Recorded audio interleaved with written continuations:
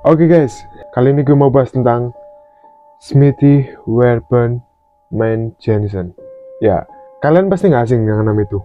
Nama orang nomor satu yang pernah ada di episode SpongeBob. Kalian pasti tahu salah satu episode SpongeBob yang Tuan Krab menjual barang-barang bekas dan dia menjual salah satu topi minuman soda yang di depannya ada nomor satunya guys. Dan dia adalah topinya Smithy Werben Jensen guys. Dan ternyata topi yang dijual ke SpongeBob itu adalah topi yang berharga mahal banget karena topi itu sangat langka. Dan akhirnya pun Tuan Krab berusaha mengambil kembali topi apa yang udah dia jual ke SpongeBob SquarePants buat dijual lagi dengan harga yang sangat fantastis. Karena kalian tahu Tuan Krab itu sangat gila banget sama yang namanya uang. Dia bisa ngelakuin hal apapun, yang penting dia dapat uang banyak. Akhirnya Tuan Krab mengarang cerita tentang siapa pemilik topi nomor satu itu, dan dia meneror SpongeBob. Singkat cerita, ternyata tokoh Smithy Werben Jensen itu bukan tokoh fiktif. Itu adalah tokoh asli dari dunia nyata guys. Yang Stephen Hillenburg atau pendiri dari SpongeBob SquarePants memasukkan orang nomor satu itu ke dalam salah satu episode SpongeBob tersebut. Gue mau kasih cerita ini ke kalian. Pada tahun 1773, Smithy Werben Jensen lahir di kota Oklahoma, kota yang sama dengan kelahiran Stephen Hillenburg atau animator dari SpongeBob SquarePants. Dan kisah dari Smithy ini, dia adalah seorang koki yang sangat terkenal di kotanya guys.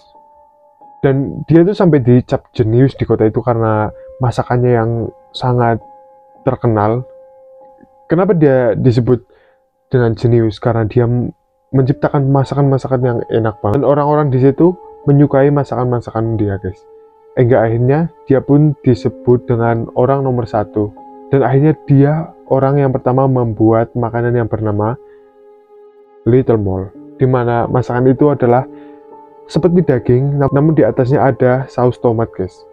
Dan di sini dia udah mulai gila guys. Setelah 4 tahun dia menciptakan makanan ini, tiba-tiba dia dibawa oleh inspektur makanan ke meja hukum guys, yang menemukan kalau olahan daging dia mengandung daging manusia guys. Dan tuduhan atas penggunaan daging manusia di masakan Smithy ini awalnya dibantah oleh dia. Dan setelah 2 bulan dari tuduhan itu, akhirnya dia mengakui kalau dia menggunakan daging manusia di makanan yang dia ciptain sendiri guys. Dan pernyataan tersebut membuat heboh banget, dimana sudah 4 tahun masyarakat tersebut selalu memakan makanan yang menurut mereka makanan yang paling lezat yang pernah mereka makan, ternyata mengandung daging manusia. Dan ini heboh banget.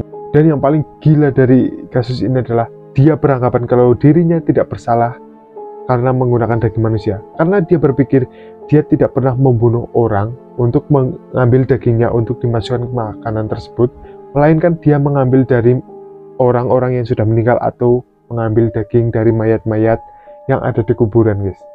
Pihak kepolisian atau pengadilan mengumumkan bahwa dia harus dihukum mati. Dan sebelum dia dihukum mati, dia mempunyai satu permintaan yang aneh banget. Dan kalian pasti pernah lihat di salah satu episode SpongeBob, bahwa kalau kuburannya si Smithy Werben Jensen ini menggunakan nisan berangka nomor 1 guys. Nah, ini adalah salah satu permintaan dari dia sebelum dia meninggal.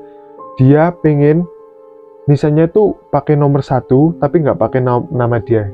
Jadi dia nggak mau nyantumin nama Smithy Werben Jensen, tapi dia menggunakan angka 1 buat penanda di kuburan dia guys. Salah satu alasan dia kenapa menggunakan nomor 1 sebagai batu nisannya adalah supaya orang-orang mengingat bahwa yang dimakamkan di situ adalah orang yang pernah menjadi nomor 1, dan dia pengen orang-orang selalu mengingat namanya sebagai orang nomor 1 guys.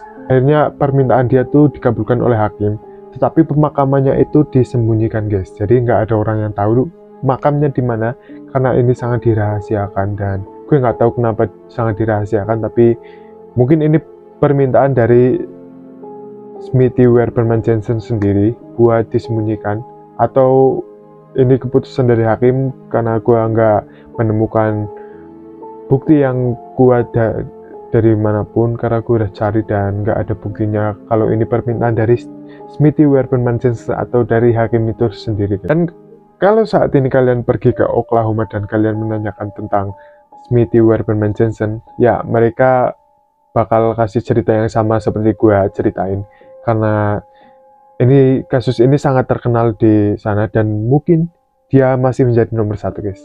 Oke guys, dan itu aja kisah yang gua mau kasih tahu ke kalian. Dan jangan lupa buat like, comment, subscribe, dan bantu channel gua buat grow, karena subscriber gua masih sedikit dan gue baru aja memulai. Dan makasih buat kalian yang udah nonton video ini, dan jangan lupa buat subscribe.